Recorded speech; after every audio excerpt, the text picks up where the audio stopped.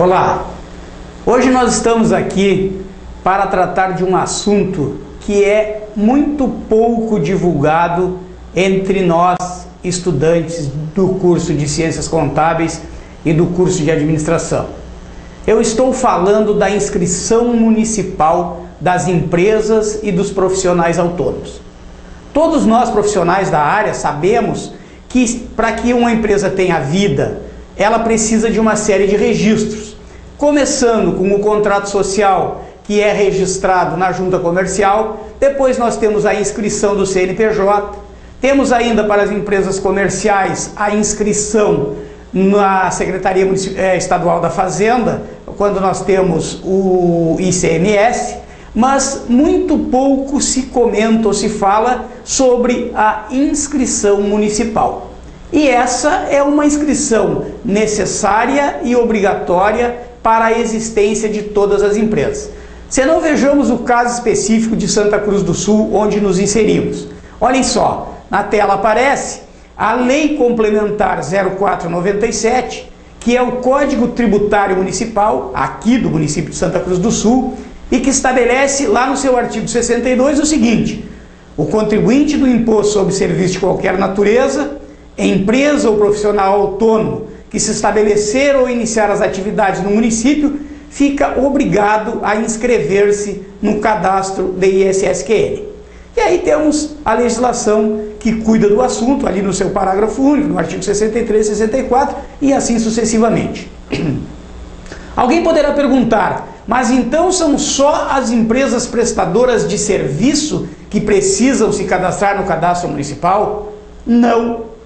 Todas as empresas que estiverem no âmbito do território municipal de Santa Cruz do Sul, assim como em qualquer outro município, necessariamente precisará fazer a inscrição no seu município aonde está localizado.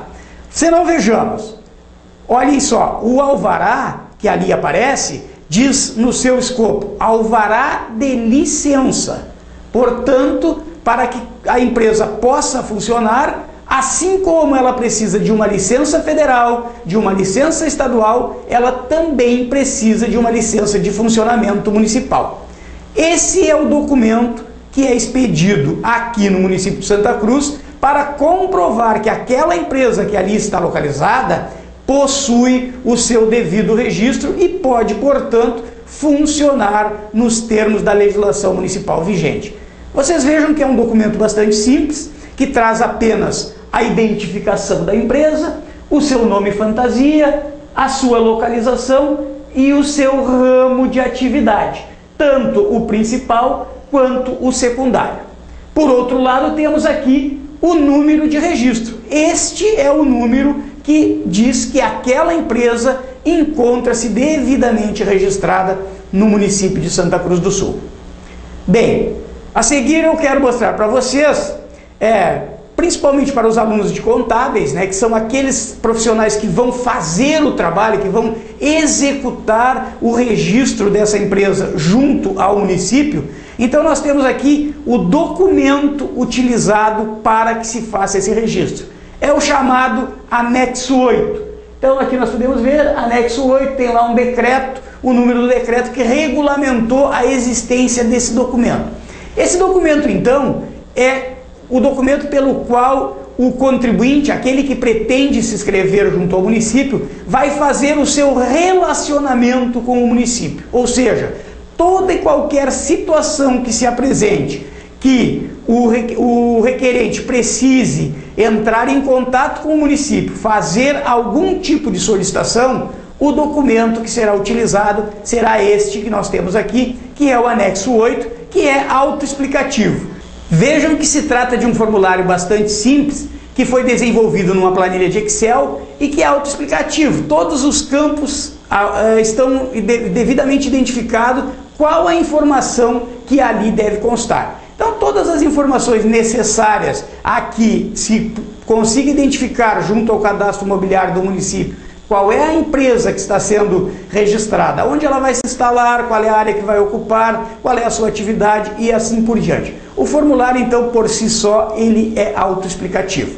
Bem, na sequência, nós precisamos ver quais são as operações ou quais os momentos em que o contribuinte precisa contactar com o município via anexo 8, conforme nós já vimos anteriormente, que toda essa comunicação se dá via anexo 8. Nós temos então as possibilidades em que isso se faz necessário.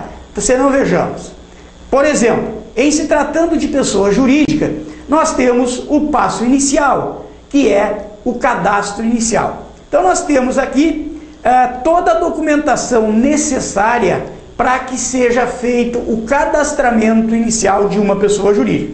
Se não vejamos, formulário anexo 8 em 2 vias, preenchido e assinado pelo responsável legal da empresa.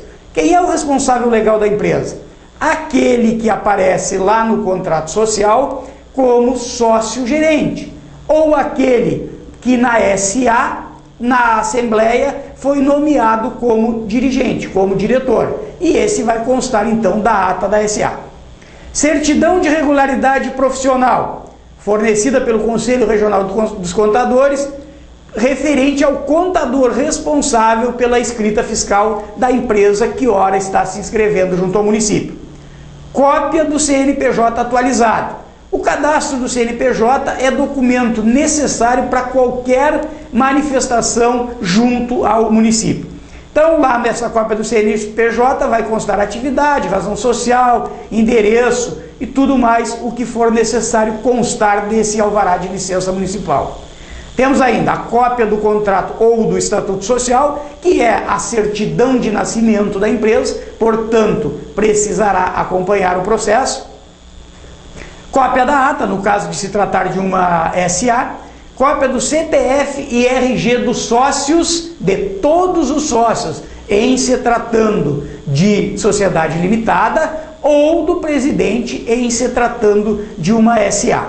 Temos ainda cópia ou matrícula ou carnê do IPTU. O que é isso? Isso é o documento que prova que aquela empresa pode se estabelecer naquele endereço em que está referindo ali no documento de inscrição. Temos ainda cópia do contrato de locação.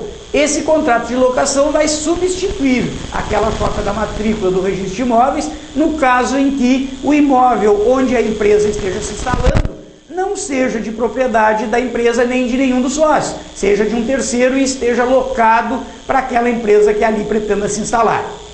Temos ainda licença ambiental. Ora, aí nós estamos falando de casos específicos. Aquelas empresas cuja atividade profissional dependa de um licenciamento ambiental, vai ter que apresentar no ato da sua inscrição, juntamente com os demais documentos, a licença expedida pelo órgão responsável, que no nosso caso, em Santa Cruz do Sul, é a Secretaria Municipal de Meio Ambiente, que está substituindo a FEPAM nos assuntos ambientais, foi nomeada pela FEPAM como sua representante no município. Então, sempre que a atividade suscitar um estudo ambiental, obrigatoriamente esta licença deverá acompanhar o processo inicial.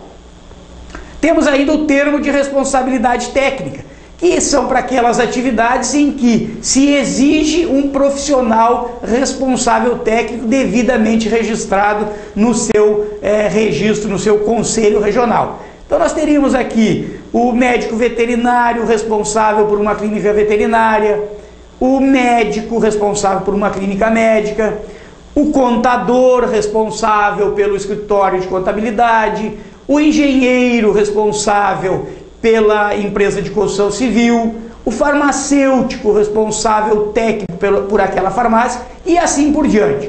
Todas aquelas profissões que exijam um responsável técnico necessariamente precisarão apresentar, juntamente com a documentação para o registro inicial, também a documentação que prove a capacidade técnica daquele responsável que ora se apresenta. Na sequência, nós temos uma outra possibilidade, a alteração de atividade. O que é isso? Quando a empresa, por uma razão qualquer, resolve alterar a atividade comercial que estava anteriormente registrada. Então, nesse caso, nós vamos ver novamente o formulário anexo 8, a certidão de regularidade profissional, a cópia do CNPJ, a cópia da alteração do contrato social. Nesta alteração do contrato social, vai dizer que a partir deste momento, a empresa que até então tinha uma atividade X, passa a ter uma nova atividade. Isso pode ser uma inclusão de uma nova atividade ou a substituição da atividade anterior. Novamente, nós vamos ver o caso da licença ambiental, nos casos em que forem necessários. Vamos supor que uma empresa que tinha uma atividade que não era necessária a licença ambiental, agora passou a ter uma nova atividade que é obrigada a ter uma licença ambiental. Então, obviamente que agora, na alteração da atividade profissional, necessariamente terá que anexar ao processo a licença ambiental. E por aí afora, temos então o termo de responsabilidade técnica, como eu já falei anteriormente, e temos ainda um caso que seria o credenciamento junto ao Conselho Estadual de Educação, quando se tratar de uma atividade de ensino formal. Então, quando se tratar de atividade de ensino, nós precisamos, além de todos aqueles documentos referidos anteriormente, ainda o credenciamento junto ao Conselho Estadual de Educação. Uma outra atividade, uma outra opção que se apresenta é a alteração da razão social. O que é isso? Todos nós, principalmente os contadores, sabemos que razão social é o nome que a empresa possui, é o nome jurídico daquela empresa.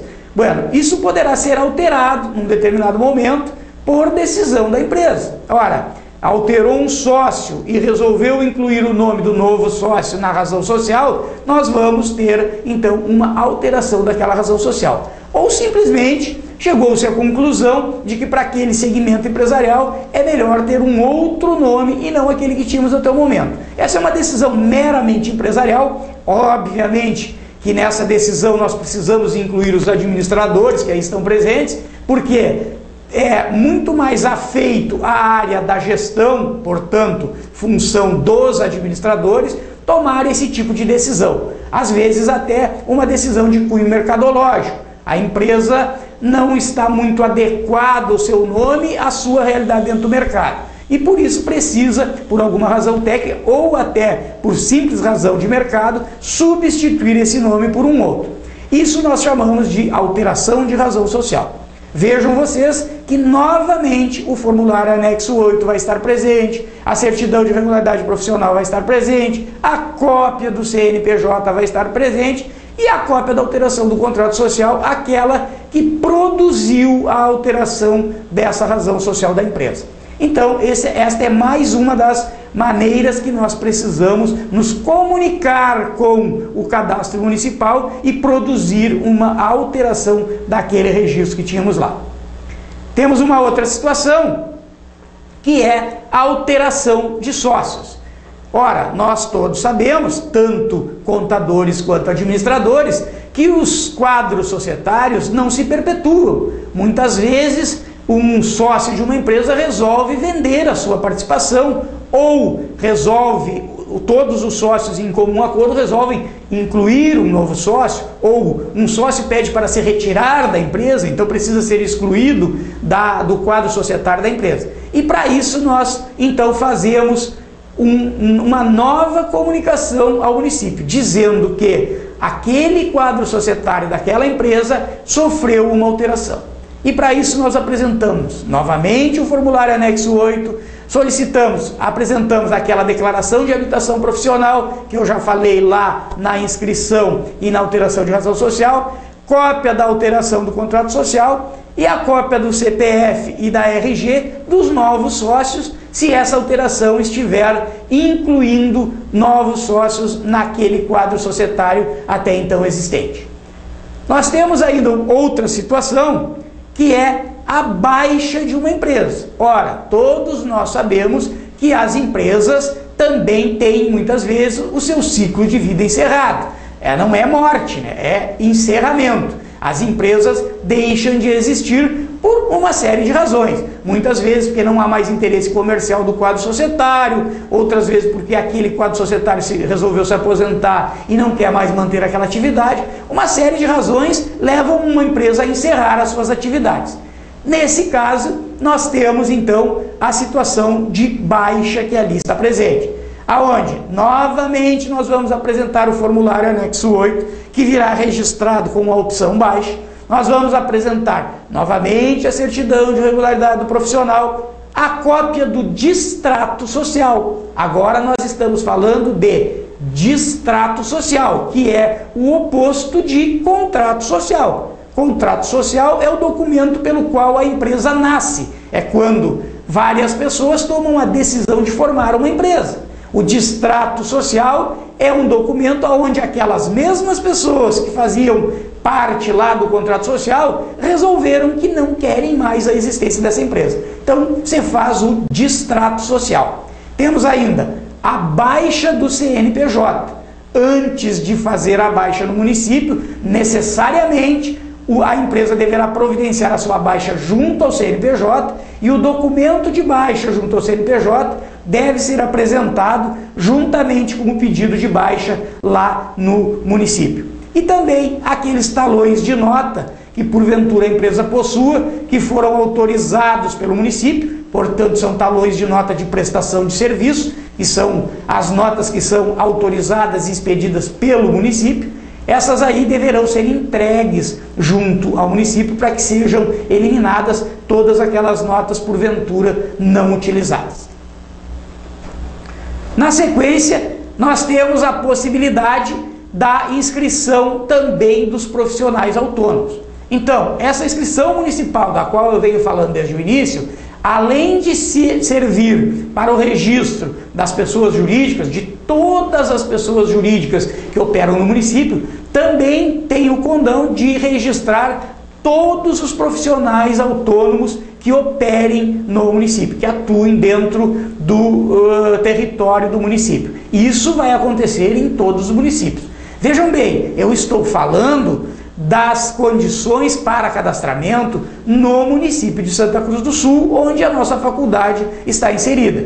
Entretanto, eu sei que entre vocês existem moradores de vários municípios circunvizinhos.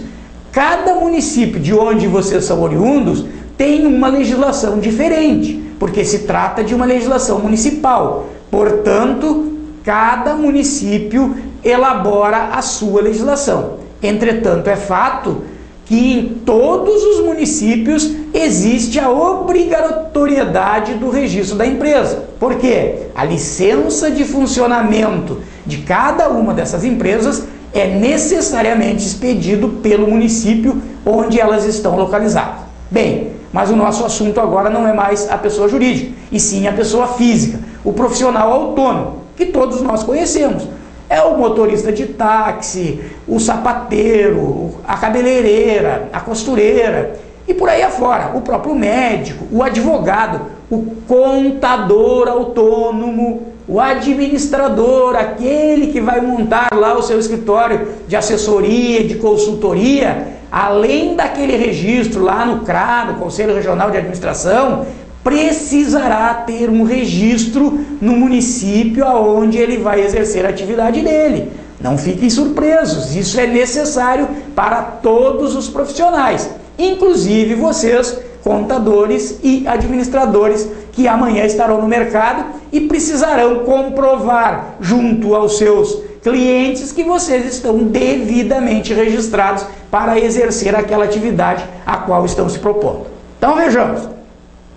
Novamente nós vamos chegar lá na inscrição inicial do autônomo e olhem quem está lá presente. O anexo 8 novamente. Então vejam que o anexo 8 é o documento que permite que se faça um relacionamento profissional município. É através dele que nós fazemos todas as comunicações necessárias ao nosso município para atualizar ou para efetivar o nosso registro como profissionais autônomos. De resto, precisamos a nossa documentação pessoal, está ali, RG e CPF, a cópia do diploma, se for uma profissão que exija um diploma regulamentar, né, o caso do advogado, o caso do contador, o caso do administrador, do médico e por aí afora. A cópia da carteira do respectivo conselho profissional, nós contadores temos que apresentar a carteira do CRC, vocês administradores têm que apresentar a carteira do CRA, porque é o CRA que regulamenta a profissão de vocês, e assim por diante. a cópia do comprovante de residência. Então nós vamos cair novamente naqueles casos em que nós já vimos lá na pessoa jurídica, em que é preciso que esse profissional autônomo, que ora está se cadastrando junto ao município, comprove que ele é dono ou que ele tem o direito sobre aquele imóvel aonde ele está dizendo para o município que vai exercer a sua atividade. E novamente nós vamos ter o caso em que o profissional não tenha ainda um imóvel próprio e que vai apresentar uma declaração dizendo que lá naquele local onde ele vai se instalar, que pode ser um imóvel emprestado, pode ser o imóvel do pai, por aí afora. Aquele proprietário do imóvel que concedeu o imóvel para que o profissional ali se instalasse, vai dizer que naquele local não haverá circulação de pessoas e nem estoque de mercadorias. Esse é um caso muito típico daquele profissional que mora num apartamento e quer colocar como seu endereço profissional o seu próprio endereço residencial, ou seja, o apartamento onde mora. Ora, todos nós sabemos que num edifício residencial, onde somente moram pessoas, residem ali, não é possível que exista entre os imóveis residenciais um imóvel comercial. Nós não podemos instalar um escritório de uma empresa num apartamento localizado num edifício onde só existem apartamentos residenciais. Então, esse profissional, se porventura precisar usar o seu endereço residencial, vai fazer uma declaração dizendo que ali não haverá circulação de pessoas e nem haverá estoque de produtos. E com isso ele poderá utilizar como endereço profissional o seu próprio endereço residencial.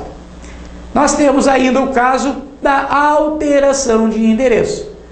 Então, aquele mesmo profissional que no momento anterior estava instalado lá no seu apartamento, teve o seu negócio expandido, ele cresceu. Vocês aí, administradores, conseguiram bons contratos, agora estão fazendo consultoria para várias empresas, e isso possibilitou que vocês pudessem expandir o seu negócio. Nós, contadores, também, né? Estamos lá, conseguimos vários clientes, prestamos várias consultorias para empresas que nos contrataram, com isso nosso faturamento aumentou, nós estamos bem agora, né?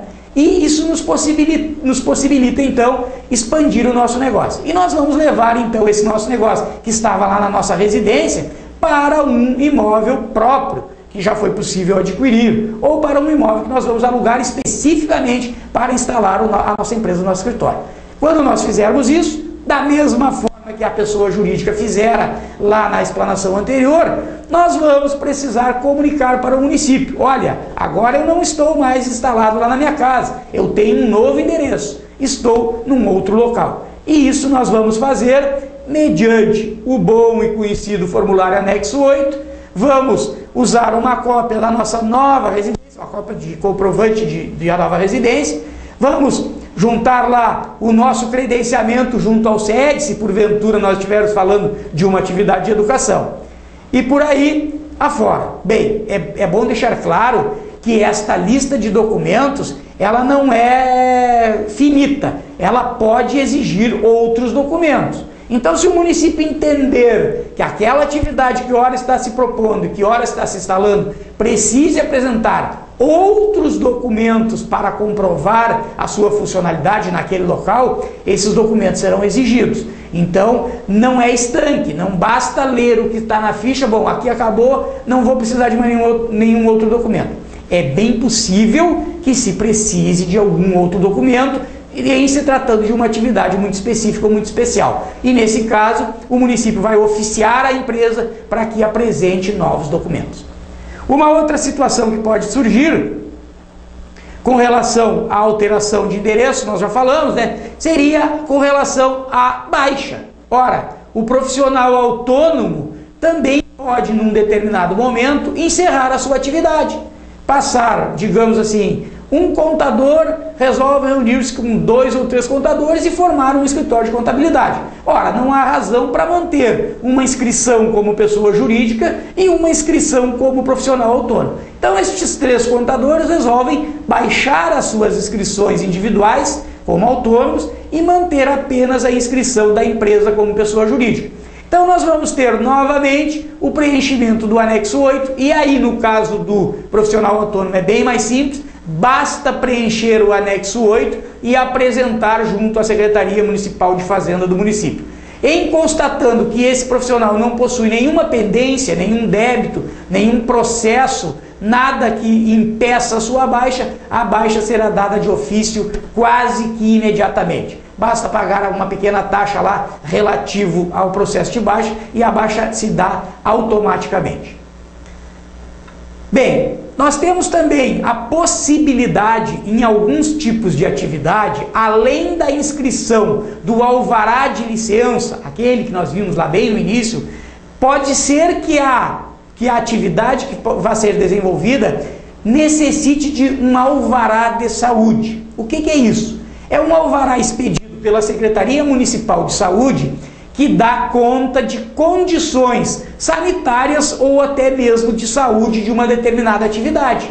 Essas atividades podem ser uma escolinha, escola infantil, né? Ou uma própria escola, como a nossa faculdade aqui precisa de uma licença de saúde, porque existem muitas pessoas circulando, existe todo um ambiente de sanidade que precisa ser constatado. Muito mais especificamente nas atividades propriamente ditas de saúde, como as clínicas médicas, as clínicas veterinárias, um hospital e por aí afora.